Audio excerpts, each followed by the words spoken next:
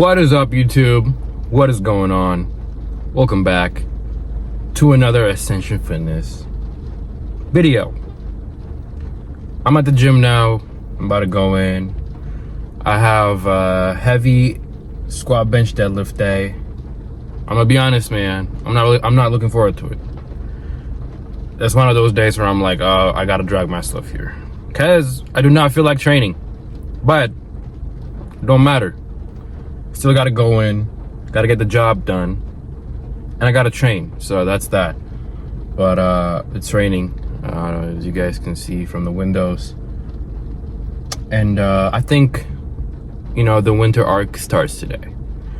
The vibe is just right. I don't think there's a fall arc. It's just we're just going straight to the winter arc this year.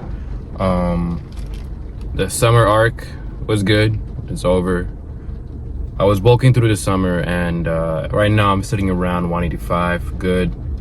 It's a good weight, but my goal is to get to 200 pounds, and that's probably gonna take me a little bit to get to. So my goal is to end the year around 190, 195. I don't do the whole dirty bulk. I do the slow, clean, lean bulk, and I get to keep all my gains. I don't like doing the whole cutting and bulking cycle. That's not for me. I'm going to steadily clean bulk, and I know this is gonna take at least a couple of years to reach my goal.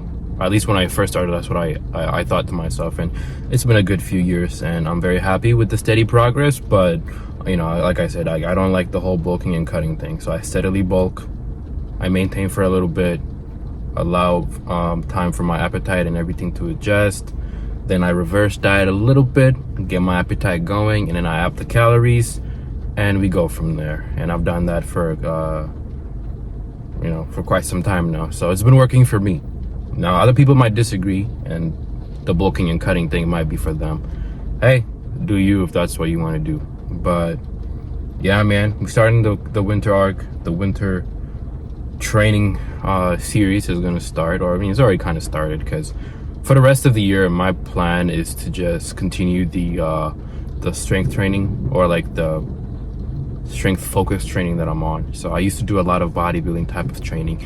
Now I'm switching my focus towards a hybrid of the powerlifting, a little bit of accessory and stuff like that for the bodybuilding part, but mainly I'm focusing on strength.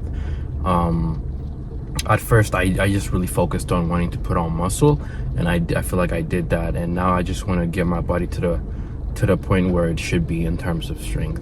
But anyways, one thing I want to talk about with y'all is the art of being alone. Now, what do you mean by that, Manasseh? Well, let me explain. I think it takes a skill to be by yourself and to be alone and to hone in into what you're doing, and take the time that you have to look inward, to reflect, to find out what it is that you want to do and how to do it. And a lot of people, they say they want to be alone, but they don't really want to be alone. They're just looking for the attention that comes from saying that you want to be alone. Listen, if you're gonna go ghost, just do it, right? You don't need to announce yourself. You don't need to tell people, oh man, I'm going on a social media detox. You guys are not going to see me for a while, and just post it on your story. Don't do that, because if you're gonna go ghost, and if you're gonna change your routine or what you're gonna do, don't just announce it, right? It makes no sense for you to be doing that. Just go ghost, because when you say you're gonna do something and you tell people, you're kind of looking for attention.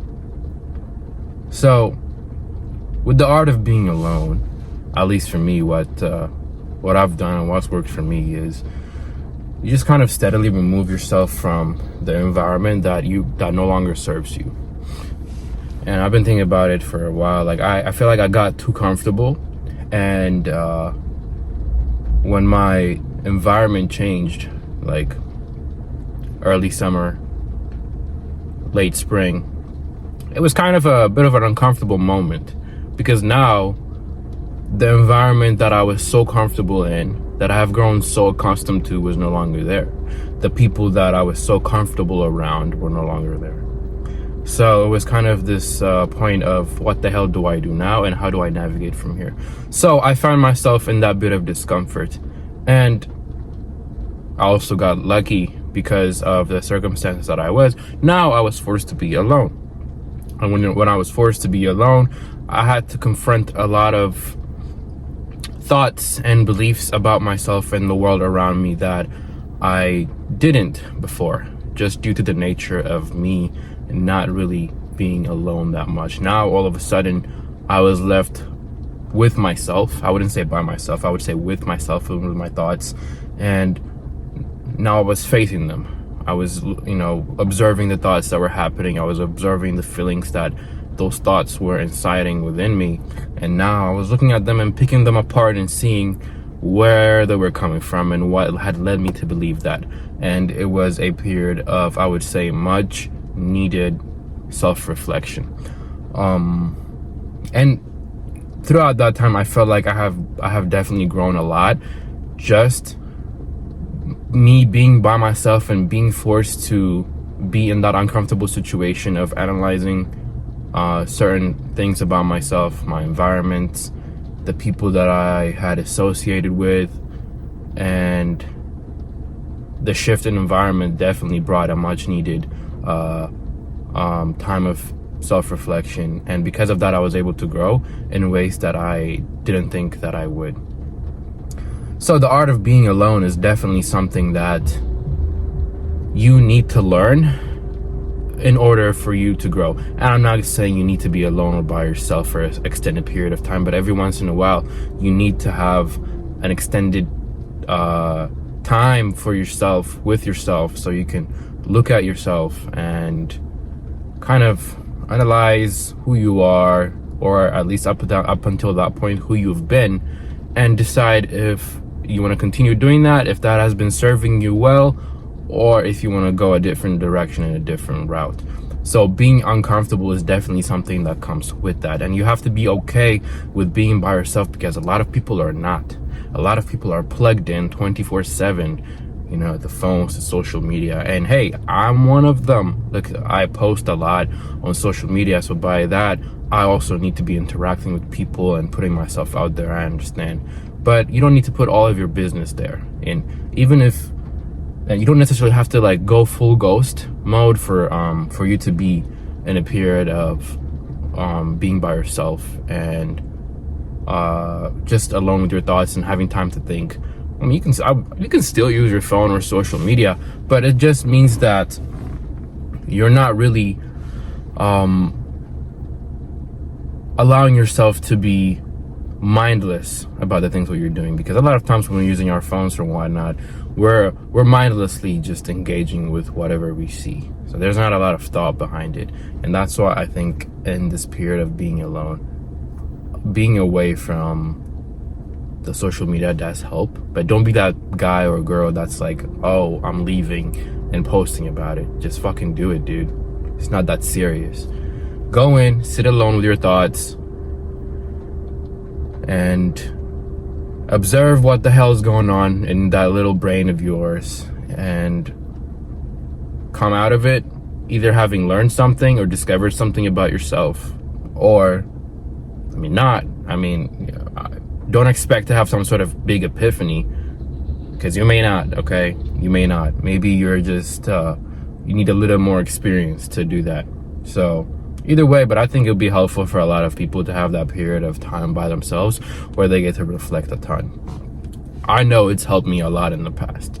I think where I am now would not have been possible if it wasn't for the time I spent in COVID away from a lot of people and influences, and I was just there locked in with myself and having to face this creature that I had created within my mind and lay down whatever insecurities and bad habits and everything that I had created, lay them all down to rest and come out of that a different person.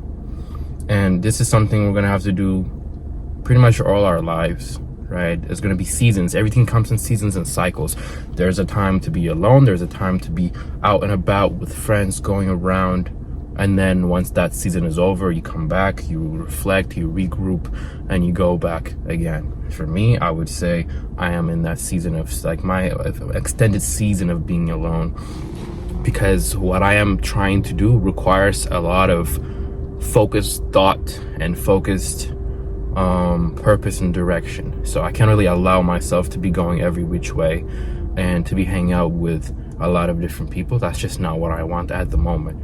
I feel like the influences I would allow myself to be around has to be aligned with the things that I'm trying to do. And that's another thing too, like during this period of being alone, it really allows you to see which kinds of people can serve you and elevate your life in the direction that you want to go, or those who would detract from that. What this period has given me is the insight to see the type of people that I want to keep versus the type of people I don't want to have around me. Sometimes those you call your friends are not really your friends. Not everybody that's with you is really rooting for you. So you have to really be in tune with who you are to understand yourself. And by that, you're also able to understand the people that are around you and know that, okay, those people are people that I want to keep or not. I've had people where I thought that were my friends, but low-key they were hating. The more I reflected and I thought about it, a lot of behaviors and things that were said started to make sense. And I realized, like, that nigga was hating, okay? That nigga was hating, and he was trying to mask it as love, but it was hate. Or that dude is not a friend. Whatever it may be the case for you. But there are some hating ass niggas here, man. There's nothing you can do about it. All you gotta do is recognize that and cut them off, and you be on a merry way. Now, there's a difference between hate and constructive criticism, so you gotta learn to know the difference between those two things. A person who is giving you constructive criticism genuinely is giving you the feedback that you need to hear in order to continue to grow and do what you're trying to do. But a nigga that's hating is just trying to put you down, is just trying to stand in between you and the visions that you have, and they're not really trying to add anything that is meaningful or worthwhile into your life. So you need to be very aware of the company that you keep, and being alone sometimes can highlight the people that you need versus the people that you don't. And I've become a believer that the company that you keep, you guys need to share some sort of goal or purpose together. Like, you don't just hang out with people for the sake of hanging out. Now you're just wasting time. You guys either need to be beneficial to each other. I think there should be a symbiotic relationship between the people that are around you. You benefit them and they benefit you. It can be one-sided, and it can be just two people that are not benefiting each other, just spending time together for the sake of spending time. I've been there and I've done that, and honestly, I wish I never did, because that's time that I'm never gonna get back. So from now on, what I would do is, whoever company that I choose to keep or I choose to associate myself with, we have to be of clear benefit to each other. We either do business together, or we're gonna help each other grow in other ways. It can be in our fitness journey, it can be in our mental and spiritual growth, or different areas that we can benefit each other, and we can elevate the levels that we're on. I help you, you help me. Iron sharpens iron. That's why I think it's important to surround yourself with like-minded people that are focused on growth and achieving and elevating themselves, but not in the terms of being like-minded that they agree with everything that you say and they offer nothing new. So being alone definitely helps you figure that out.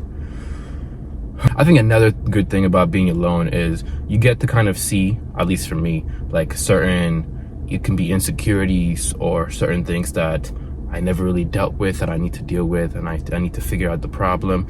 It can either be stemming from childhood or from just experiences that I've had that I have internalized in a very negative way. Being alone definitely sometimes tends to bring those moments, because now I'm in a period of reflection and learning and growing. So those hurts, they kind of seem to arise sometimes. So being alone definitely offers you a chance to look inward and find those places that are a sore spot for you, and seek the proper healing from those things. I don't know if healing is the word, but maybe dealing with them in a proper way that you may not have been emotionally or even mentally ready to, because you didn't have the right experiences to guide you. So that is another benefit of being in a period of isolation and being alone. Like for me, over the past few weeks / month, like there was like something in my mind that I just couldn't let go, and it just kept popping up, and it was affecting my focus. So I realized like that was something that I needed to properly tune my perspective to, in order to have the right and proper way of looking at it. And then once I was able to do that, I was able to move on from that and then shift my focus towards other things that are of much more importance to what I want to do. So man, there you go. The art of being alone is definitely something that can be talked about in a much more lengthier video, but I don't want to make this video too long.